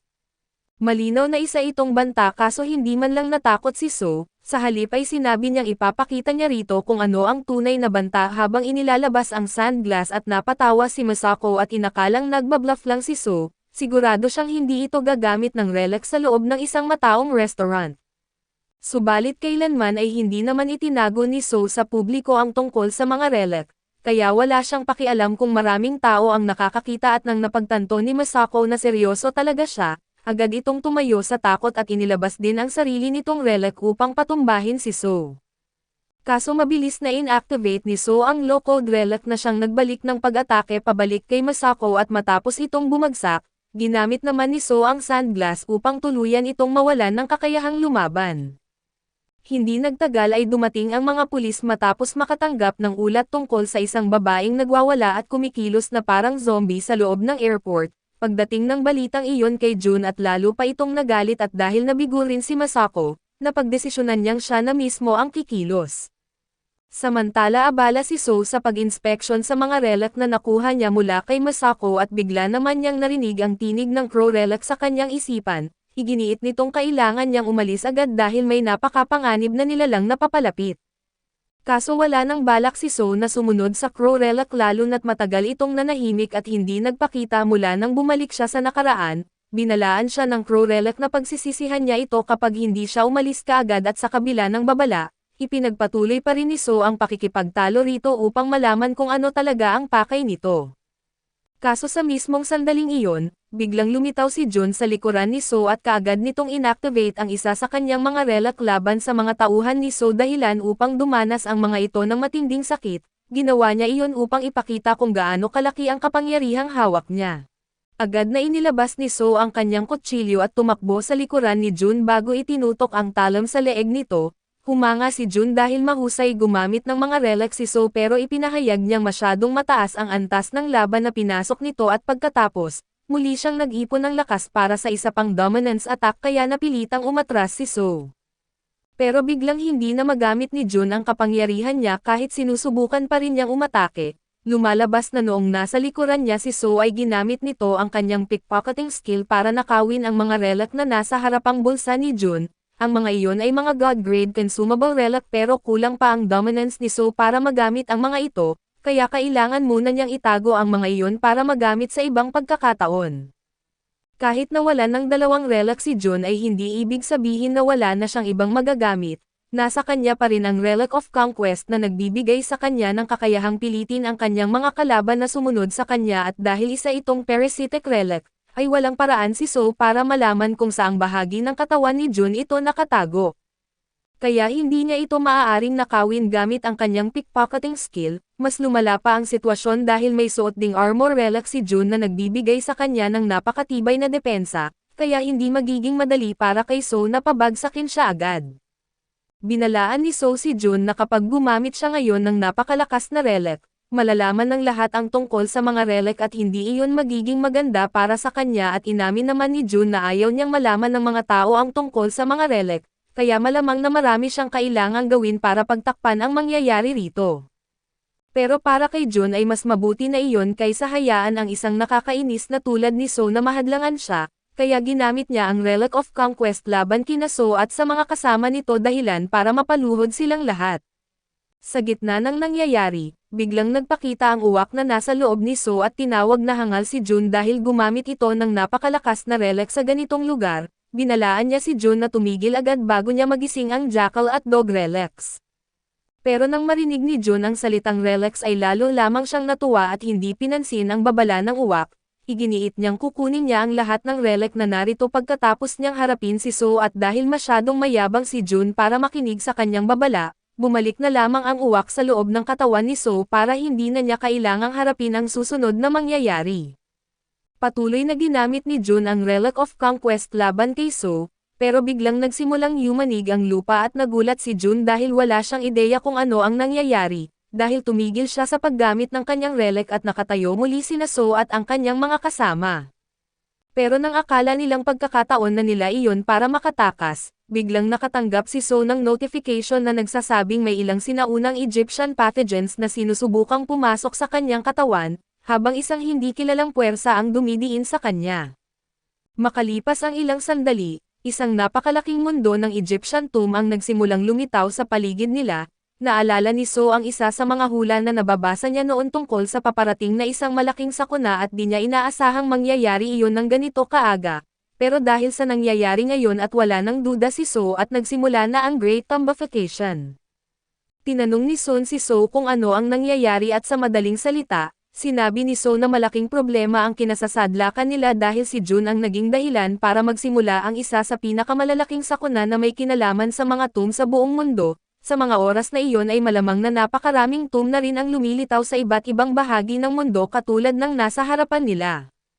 Pero bago pa makapagsalita ng higit si So, biglang umalangaw-ngaw ang nakakabinging sigaw mula sa relic na si Set at ang Egyptian God of Deserts, Darkness and Destruction at hindi nagtagal ay lumitaw rin sina Anubis at Osiris, kung saan si Osiris ay nasa anyo ng isang nagsasalitang kwintas at namangha si So dahil tatlong God-grade relic ang magkakasama sa iisang lugar.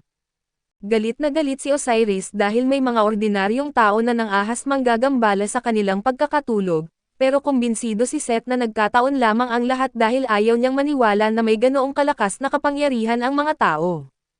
Pero biglang may naamoy na pamilyar si Set kaya nagsimula siyang sumisinghot sa paligid para malaman kung ano iyon. Tinanong siya ni Anubis at Osiris kung ano ang ginagawa niya at binanggit ni Set na naaamoy niya kay So ang amoy ng traidor na uwak na kumampi sa mga tao. Pero hindi naniwala ang dalawa dahil matagal ng selyado ang uwak. Gayunpaman, plano pa rin ni Set na patayin ang mga tao na nanggagambala sa kanya at nang marinig iyon ni So, agad niyang inilabas ang Lost Stone at ginamit ito para may pagtanggol ang kanyang sarili. Pinagtawanan siya ni Set dahil hindi siya makapaniwalang iniisip ni So na kayang lumaban ng isang low-level relic laban sa isang god-level relic na katulad niya. Pero nang maglabas si Set ng malakas na atake kay So at dahil sa kakayahan ng Lost Stone, ang buong lakas ng atake ni Set ay bumalik mismo sa kanya. Dahil dito, si So naman ang nangasar kay Set dahil napakababaw nitong mag-isip at hinuhusgahan lamang ang isang relic base sa rank nito, pero gumagana lamang ang Lost Stone sa mga atake na direktang nakatutok kay So. Kaya nang magdesisyon si Anubis na isailalim si So sa kanyang trial, wala nang paraan si So para kontrahin iyon at tuluyan siyang nahulog sa pagsubok at pagkamulat niya, nakita niyang nasa ibabaw siya ng isang timangan kung saan ikinukumpara ang kanyang bigat sa isang balahibo. Naisip niyang bahagi iyon ng trial ni Anubis, pero hindi siya gaanong nag-alala dahil nakilala niya sa dati niyang buhay ang taong gumamit ng Anubis relic at ayon sa sinabi sa kanya noon, napakadali lang ng trial at ang kailangan lang niyang gawin ay sumagot ng oo sa lahat ng tanong na ibibigay sa kanya para makapasa. Makalipas ang ilang sandali ay nagsimulang magtanong si Anubis, pero mabilis na nawala ang kumpiyansa ni So nang malaman niyang kailangan niyang sumagot ng oo na nang hindi nagsisinungaling. Ang problema ay ang mga tanong tulad ng kung hindi pa ba siya nagnakaw at hindi pa ba siya nagsisinungaling, kung kabilang ba si Kashimo sa top 10 sa kanilang mundo ang ibinabato sa kanya. Siyempre ay hindi kayang sagutin ni So ng oo ang mga iyon nang hindi nagsisinungaling, dahil dito ay hinawakan siya ni Anubis at sinabing bumagsak siya sa pagsubok at bilang parusa, itatapon siya sa kailaliman ng impyerno sa loob ng labyrinth at walang nagawa si So kundi magpumiglas habang tuluyan siyang itinapon ni Anubis. Pagbagsak niya ay nagulat si So nang makitang buhay pa rin siya, pero hindi ibig sabihin na ligtas na siya dahil ang lugar ay parang isang tuyot at wasak na lupain na puno ng napakaraming bangkay at di nagtagal, nalaman ni So kung bakit napakaraming bangkay doon. Biglang lumitaw ang isang grupo ng nakamamatay na mummies at sabay-sabay silang sumugod sa kanya, dahil bahagi pa rin siya ng trial ni Anubis at bawal niyang gamitin ang kanyang mga relic. Kaya ang tanging nagawa niya para ipagtanggol ang sarili ay pulutin ang isang lumang buto sa paligid at gamitin iyon bilang sandata. Mukhang ang buong layunin ng pagsubok ay panoorin ni Anubis na maghirap ang kanyang mga biktima habang pilit silang nabubuhay sa isang sitwasyong halos imposibleng mapagtagumpayan. Ayaw ni So na bigyan si Anubis ng kasiyahang makita siyang mamatay doon pero wala rin siyang gaanong magagawa gamit lamang ang isang buto bilang sandata, kaya hindi nagtagal ay napaligiran siya ng mga mummies. Nang malapit na siyang mapatay, biglang nagpakita ang uwak sa harapan ni So para iligtas siya at iginiit nitong dapat siyang magpasalamat dahil hindi nito gustong personal na nakialam sa ganitong sitwasyon, pagkatapos ay ginamit ng uwak ang kanyang kapangyarihan para iligtas si So. Samantala sa labas ng trial ay pinapanood ng iba ang bilog na trial chamber ni Anubis na lumulutang sa gitna ng silid, nagsisimula ng mag-alala sina Set at Osiris dahil napakatagal na ng pagsubok. Hindi dapat ganoon katagal si Anubis para lamang talunin ang isang ordinaryong tao. Pero biglang nagsimulang mabiyak ang trial chamber, nagulat silang lahat dahil ngayon lang nangyari ang ganitong bagay at di nagtagal ay tuluyan itong nabasag at nakalabas si So kasama ang uwak, bumalik din si Anubis pero nawalan ito ng malay dahil sa kapangyarihan ng uwak. Hindi maintindihan ni Osiris kung ano ang nangyari, pero binanggit ni Set na malamang ay tinalo ng Relic Eating Crow si Anubis sa loob ng trial. Isinumpa rin niya ang uwak dahil kumampi ito sa mga tao at nakipagtulungan sa kanila para nakawin ang kapangyarihan ng mga relic maraming taon na ang nakalipas. Ngayon lang narinig ni So ang tungkol dito kaya tinanong niya ang uwak kung totoo ba ang lahat, hindi ito sumagot pero hindi rin ito itinanggi ang sinabi ni Set at dahil dito ay naisip ni So na malamang ay totoo nga iyon. Ayaw hayaan ni Set na makatakas ang uwak, kaya ginamit niya ang kanyang kapangyarihan para magpatawag ng walang katapusang hukbo ng undead mummies na lalaban kay So at habang hinaharap ni So ang mga mummies, binanggit ng uwak na kailangan na niyang lumaban ng mag-isa dahil hindi na siya nito kayang tulungan. Ayos lang iyon kay So dahil wala naman siyang balak na umasa pa sa kapangyarihan ng uwak. Nagulat ang uwak sa kumpiyansa ni So kahit mga god-tier relic ang kalaban niya at muntik na siyang mapatay ng isa sa mga ito ilang sandali lang ang nakalipas. Pero sinabi ni So na iba ang sitwasyon kanina dahil hindi niya magamit ang kanyang mga relic para ipagtanggol ang sarili. Ngayong nasa labas na siya ng trial ay malaya na niyang magagamit ang lahat ng kanyang kapangyarihan, kaya hindi dapat maging malaking problema sa kanya ang mga kalaban at inilabas ni So ang kanyang katana at isa-isang hiniwa ang mga mummies. Samantala sa likuran ng napakaraming mummies ay nagkunwari sina Set, Anubis at Osiris na mga mummy rin para hindi sila mahanap ni So at sigurado si Set na matatalo rin si So dahil kahit gaano karami na mummy ang patayin nito, walang katapusan silang patuloy na lilito hanggat nabubuhay si Set. Hindi nagtagal ay napansin din ni So na walang katapusan ang mga mummy dahil kahit gaano karami ang patayin niya, wala siyang napapala kaya nagdesisyon siyang baguhin ang kanyang paraan at direktang puntiryahin ang mga relic. Ang problema, hindi niya alam kung saan nagtatago ang mga ito kaya kailangan niyang humanap ng ibang paraan para mahanap sila. Biglang naalala ni So na ang funeral knife na pagmamayari niya ay isa ring Egyptian relic kaya't posibleng may koneksyon ito sa iba. Nang ipatawag niya ang kutsilyo, binanggit nitong nararamdaman nito ang presensya ni Lord Set sa malapit, kaya inutusan ni So ang kutsilyo na ituro sa kanya ang daan habang patuloy niyang hinihiwa ang mga mummy. Samantala, nagkamalay na si Anubis at natuwa ang dalawa nang makitang nagising na siya pero nalilito si Anubis sa nangyayari kaya tinanong niya kung ano ang nangyari. ipinaliwanag nila na nagpakita ang uwak at nagulat si Anubis nang malaman niyang nakawala na ito mula sa pagkakaselyo. Pero biglang natunton ni So sina Anubis at ang iba pa sa likuran ng grupo ng mga mummy at ngayong alam na niya kung nasaan sila, hindi na siya nagsayang ng oras at agad niyang hiniwa sa dalawa si Seth at ginawa rin niya iyon kay Osiris at tuluyang winasak silang dalawa. Malubha rin niyang nasugatan si Anubis, pero hindi niya ito tuluyang pinatay dahil gusto niyang panatilihin itong nabubuhay para maulit niya ang trial at tuluyang maklear ang tomb, pero sa pagkakataong ito ay babaguhin ni So ang mga patakaran. Matapos pilitin si Anubis na ulitin ang trial, muling lumitaw si So sa ibabaw ng scale pero dahil malubha na ang mga sugat ni Anubis, mahina na rin ang anyo nito sa loob ng trial at magtatanong na sana si Anubis pero bago pa siya makapagsalita, agad siyang sinasakal ni So at iginiit na hindi na siya ang magdedesisyon kung ano ang mga itatanong.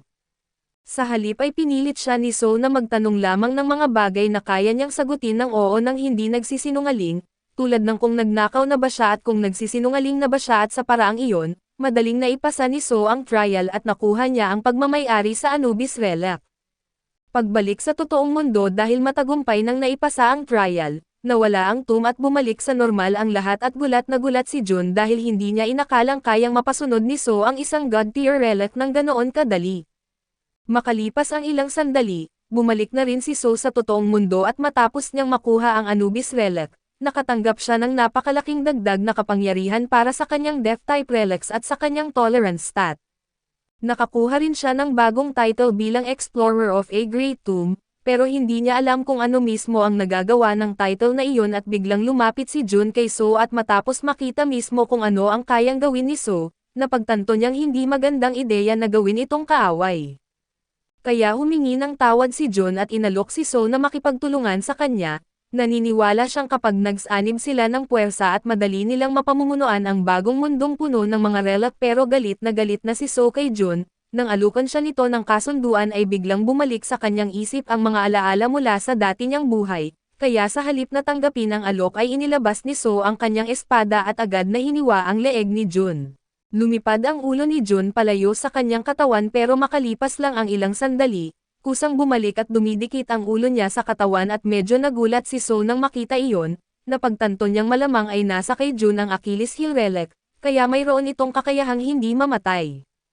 Pero base sa alamat tungkol sa artifact na iyon, sigurado si So na mayroon itong kahinaan na maaari niyang samantalahin at inakala ni Jun na sumuko na si So sa pag-atake matapos malaman na mayroon siyang immortality relic, kaya muli niyang inalok si So na sumali sa kanya at magtrabaho para sa kanya.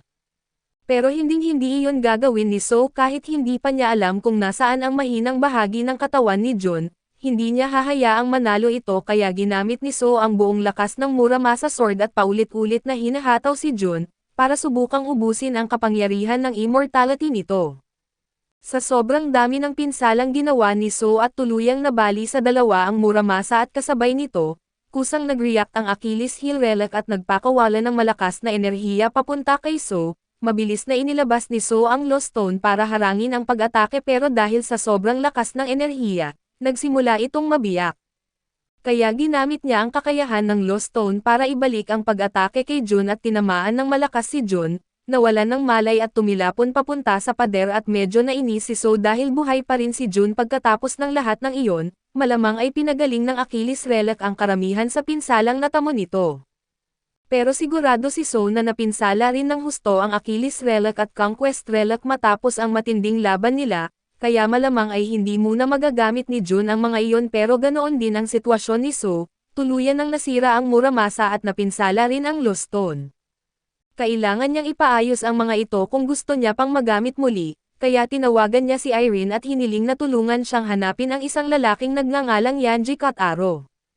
Pumayag si Irene at ginamit ang kanyang mga koneksyon para hanapin ito pero nang magkita sila ni So para sabihin ang resulta ng paghahanap, sinabi ni Irene na patay na si Yanagi at nagulat si So sa balita. Ipinaliwanag ni Irene na mahilig mangolekta ng mga artwork ang kanyang kapatid at kamakailan ay bumili ito ng painting mula kay Yanagi. Pero nalaman nilang peke pala ang painting at nang habulin ng kapatid ni Irene at ng mga kaibigan nito si Yanagi para panagutin sa panloloko. Bumangga ang sasakyan ni Yanagi sa guardrail at nahulog mula sa bangin.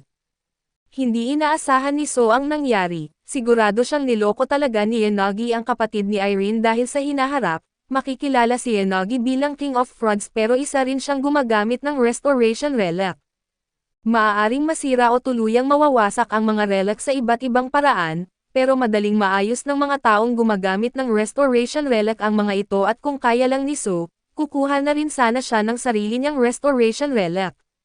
Pero ang ganitong klase ng relic ay kadalasang mga artwork at nangangailangan ng mataas na affinity para magamit, dahil dominance build ang gamit ni So at hindi niya kayang gumamit nito, hindi na alam ni So kung ano ang gagawin niya. Pero bigla siyang may naalala at 5 taon mula ngayon, nakilala niya si Yanagi sa hinaharap at dahil wala pa siyang ginagawang anumang bagay na direktang makakaapekto kay Yanagi, imposibleng ganoon kalaki ang nabago sa hinaharap. Ibig sabihin, malamang ay peke lang ang pagkamatay ni Yanagi para makatakas sa kapatid ni Irene at kung ganoon, kailangan lang malaman ni So kung saan ito nagtatago at samantala, nasa isang hospital room si Jun habang nanunood ng balita tungkol sa nangyaring insidente sa airport.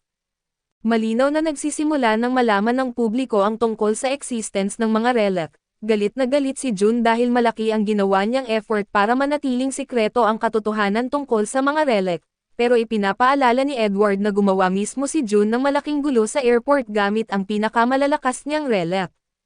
Bukod pa roon ay naging dahilan din iyon para lumitaw ang isang tomb, kaya hindi na nakakapagtakang nalaman ng mga tao ang tungkol sa mga relic at para kay Jun, hindi niya kasalanan ang paglitaw ng tomb dahil wala siyang paraan para malaman na may 3 God-grade relics na nakabaon doon. Pero bukod doon ay nagulat pa rin si Edward na sobrang napuruhan si Jun kahit mayroon itong immortality relic noong labanan, ayaw pag-usapan ni Jun ang tungkol doon kaya hindi na ito pinilit ni Edward. Pero iginiit ni Edward na malamang kailangan ni Jun ng isang restorer para maayos ang kanyang mga relic matapos ang matinding laban. Kaya inalok niyang humanap ng taong maaaring gumawa nito, pagkatapos iniwan ni Edward si Jun para makapagpahinga sa hospital room, samantala galit na galit pa rin si Jun dahil sa matinding kahihiyang ginawa sa kanya ni So. Habang naglalakad sa hallway ay tinawagan ni Edward si Yanagi at agad naman itong sumagot, bagay na ikinagulat ni Edward dahil hindi karaniwang ganito kabilis tumanggap ng trabaho si Yanagi, pero inisip niyang baka desperado lang ito at kailangan agad ng pera. Inamin ni Yanagi na kailangan nga niya ng pera dahil nagkaproblema siya matapos subukang magbenta ng pekeng painting, dahil dito ay kinailangan niyang mapeke ang sarili niyang pagkamatay at ngayon, kailangan muna niyang magtago para hindi siya mahanap at kailangan din niyang magbayad ng malaking halaga sa mga taong tumutulong para maitago siya. Sinabi naman ni Edward na hindi magiging problema ang pera dahil malaking kliyente si Jun, samantala ay napagtanto ni So na siguradong may tao na tumutulong kay Yanagi para makapagtago, kaya hiniling niya kay Irene na imbestigahan ang mga art shop na pag-aari ng malalapit na kaibigan ni Yanagi. Matapos ang ilang paghahanap ay isang shop ang pinaghinalaan nila, pumasok sila roon at sinalubong sila ng receptionist na nagtanong kung anong artwork ang gusto nilang makita. Pero iginiit ni So na hindi sila pumunta roon para bumili ng artwork at ang kailangan nila ay tulong para ipaayos ang kanyang mga relic. Sandaling natigilan ang babae nang banggitin ni So ang tungkol sa relic pero agad itong nagpapanggap na walang alam sa sinasabi niya, hinahampas ni Sun ang kamay niya sa front desk at sinabing tigilan na nito ang pagpapanggap dahil alam nila kung ano talaga ang lugar na iyon. Pero hinihila siya ni So palayo at sinabihan na kumalma dahil kailangan nilang kumbansihin ang babae na tanggapin ang kanilang request. Habang nagtatalo silang dalawa ay napatingin ang babae sa bag na dala nila, labis siyang namangha nang makita ang napakaraming high-rankang relics sa loob. Napansin ni So ang reaksyon niya kaya iginiit niyang narinig niya mula sa isang kaibigan na pwedeng magpaparestore ng relics sa lugar na iyon. Napakahalaga sa kanya ng mga relic na iyon kaya gusto niyang isang professional ang mag-ayos sa mga ito. Ngayong alam na ng babae na maraming high-grade relics si So, biglang nagbago ang pakikitungo nito at sinabihan niya si So na maghintay sandali habang may kukumpirmahin siya sa likod. Ito mismo ang hinihintay ni So at kung secretary nga ni Yanagi ang babae, malamang ay tatawagan niya ngayon si Yanagi para sabihin ang tungkol sa mga relic. Alam ni So na si Yanagi lang ang kayang humawak at magayos ng ganitong kataas na klase ng relic at tama ang hinala ni So, tinawagan nga ng babae si Yanagi at nagulat si Yanagi nang malaman niyang may isang taong may dalang ganoon karami na relic. Pero iginiit ng secretary na mukhang walang alam si So sa tunay na halaga ng mga relic na dala niya, kaya baka magkaroon sila ng pagkakataon na maiisahan siya at makalipas ang ilang sandali ay bumalik ang babae at sinabi kay So na maaari nilang tingnan at ipaayos ang kanyang mga relic, pero kailangan niyang dalhin lahat ng relic sa technician na nasa likod. Nagulat si So nang marinig iyon at alam niyang nagtatrabaho ang babae para kay Yanagi, pero hindi niya inakalang personal na naroon si Yanagi sa loob ng shop at pumayag siyang dalhin ng babae ang mga relic sa likod. Nang dalhin ang mga ito kay Yanagi, tuwang-tuwa siya dahil alam niyang kikita siya ng malaki kapag naibenta niya ang mga relic matapos maisahan si So. Tinanong ng secretary si Yanagi kung sigurado ba siyang magandang ideya iyon. Nag-aalala kasi siya na baka balikan sila ng problema kapag niloko nila ang isang taong kasing lakas ni So, pero binanggit ni Yanagi na walang dapat ipag-alala dahil kaya niyang gumawa ng perpektong kopya, hindi malalaman ni So ang pagkakaiba hanggang sa makalayo na sila. May hawak din palang duplication relic si Yanagi at dahil dito ay nakilala siya bilang King of Frauds, gamit ang relic na ito ay kaya niyang gumawa ng eksaktong kopya ng kahit anong bagay at kabilang na ang mga relic, pero kalahating araw lang tumatagal ang mga kopya bago tuluyang mawala. Matapos kopyahin ni Yanagi ang lahat ng relic ni So ay ipinadala niya sa secretary ang mga pekeng relic para ibalik kay So. Akala niya ay hindi mapapansin ni So ang pagkakaiba pero inaasahan na ni So na peke ang mga ibabalik sa kanya, at ngayong sigurado na siyang naroon si Yanagi sa likod at agad siyang tumakbo papasok habang pinigilan naman ni Son ang secretary. Makalipas ang ilang sandali ay biglang pumasok si So sa silid kung saan nagtatago si Yanagi. Bago pa makapag-react si Yanagi ay ginamit ni So ang kanyang rope relic para itali ito at ipinahayag na gusto niyang makipagpis sa kanya. Pero sobrang nagpapanik si Yanagi kaya hindi niya pinapakinggan ang anumang sinasabi ni So.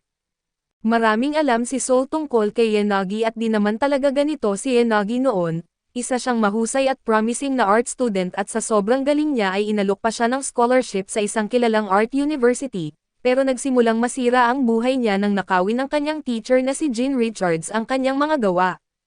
Mas lumala pa ang sitwasyon ng si Yanagi mismo ang inakusahan na nangopya. Dahil dito ay tuluyan siyang pinaalis sa mundo ng sining, kaya napilitan siyang gamitin ang kanyang talento sa mga ilegal na paraan para mabuhay.